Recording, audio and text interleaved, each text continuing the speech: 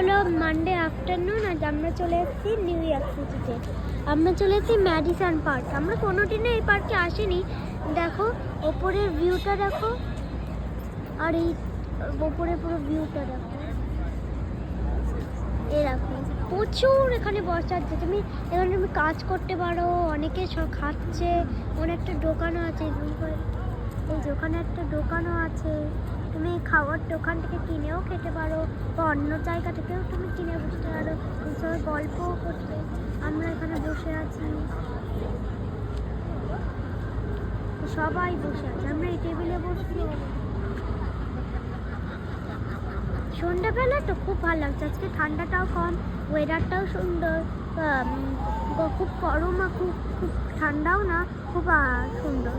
তো চলো এখানেই শর্টটা এন্ড করছি, আবার পরে দেখা হবে। Tata, bye bye, have a nice